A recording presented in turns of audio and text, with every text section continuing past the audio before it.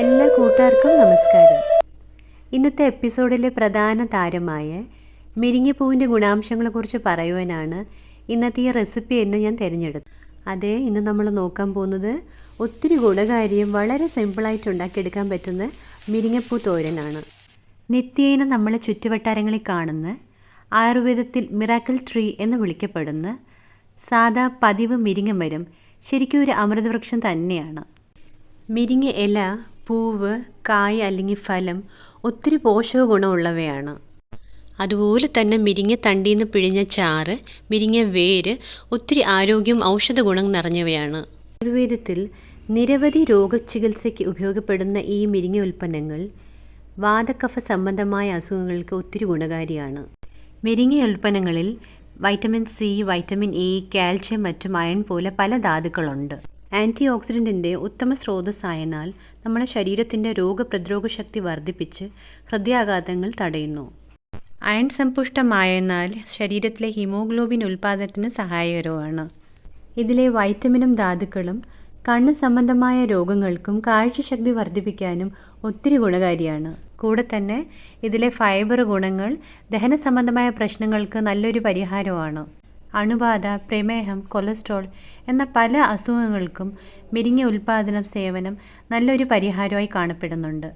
അങ്ങനെ എണ്ണിയാൽ പറഞ്ഞാൽ തീരാത്ത വിധം മിരിങ്ങ ഉൽപ്പാദനങ്ങൾ ഒരു സമ്പുഷ്ട ആഹാരമായി മാറുന്നു. ഇന്നത്തെ കാലത്ത് മിരിങ്ങച്ചെടി പരിപാലനം ഒരു ബുദ്ധിമുട്ടല്ല.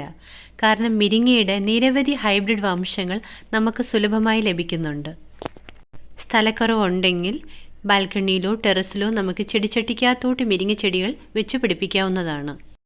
അങ്ങനെ വൈറ്റമിനുകളെയും ധാതുക്കളെയും കലവരമായ ഈ മിരിങ്ങ ഉൽപ്പന്നങ്ങളുടെ നിത്യസേവനം കൊണ്ട് നമുക്ക് ഏറെക്കുറെ രോഗമുക്തമായ ജീവിതം നയിക്കുവാൻ പറ്റും. അപ്പോൾ നമുക്കിന്നത്തെ റെസിപ്പിയിലേക്ക് കടക്കാം. വളരെ കുറച്ച് സമയം കൊണ്ട് 5-6 മിനിറ്റ് കൊണ്ട് പെട്ടെന്ന് റെഡിയാക്കി എടുക്കാൻ പറ്റുന്ന ഒരു റെസിപ്പിയാണ് മിരിങ്ങപ്പൂ തോരൻ.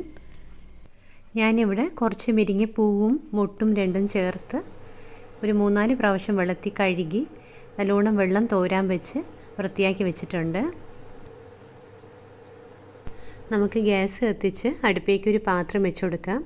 അതിലേക്ക് 2 ടീസ്പൂൺ വെളിച്ചെണ്ണ ഒഴിച്ച് 1 സ്പൂണ് ജീരകം, ശകലം കടുക്, വറ്റൽമുളക് ചേർത്ത് കൊടുക്കാം. ഇനി ഒരു 3 സവോള കൊത്തിയരിഞ്ഞ് ചേർത്ത് കൊടുക്കുന്നുണ്ട്. മിരിങ്ങപ്പൂവിലെ ചെറിയ കാറിൽ ഒന്ന് മാറിക്കിട്ടാനാണ് നമ്മൾ ഈ സവോള ചേർത്ത് കൊടുക്കുന്നത്. സവോള ചെറുതായിട്ടൊന്ന് സോഫ്റ്റാക്കി കിട്ടിയാൽ മതി, ഒത്തിരി മൂപ്പിച്ചെടുക്കണമെന്നില്ല. ഇനി നല്ലോണം വെള്ളം തോർന്നതിന് ശേഷം നമ്മൾ എടുത്തു വെച്ചിരിക്കുന്ന മിരിങ്ങപ്പൂ ഒന്ന് ചേർത്ത് ചെറുതായിട്ടൊന്ന് വഴറ്റി കൊടുക്കാം. ചെറുതായിട്ടൊന്ന് ആവി കയറുമ്പോഴേക്ക് തന്നെ നമ്മൾ ഇട്ടുകൊടുത്ത മിരിങ്ങപ്പൂ നല്ലോണം ഒന്ന് അളവൊക്കെ കുറഞ്ഞ് പെട്ടെന്നൊന്ന് വാടിക്കിട്ടും. നമുക്ക് ആവശ്യത്തിനുള്ള ഉപ്പ് ചേർത്തിട്ട് അരപ്പ് നമുക്കൊന്ന് റെഡിയാക്കാം. 1 സ്പൂണ് ജീരകം, ഒരു 4-5 അല്ലി വെളുത്തുള്ളി, എരിവിന് ആവശ്യമുള്ള പച്ചമുളക്, ഒരു 1/4 സ്പൂൺ മഞ്ഞൾപ്പൊടി ചേർത്ത് തേങ്ങയിലൂടെ നമുക്ക് നല്ലോണം ചതച്ച് നമുക്ക് ഇട്ട് കൊടുക്കാം. ഇനി ഒരു 1/4 സ്പൂൺ വെള്ളം ഒഴിച്ചു കൊടുത്ത് നമുക്ക് അടപ്പിട്ട് ഒരു 2-3 മിനിറ്റ് ഒന്ന് വേവിക്കാൻ വയ്ക്കാം.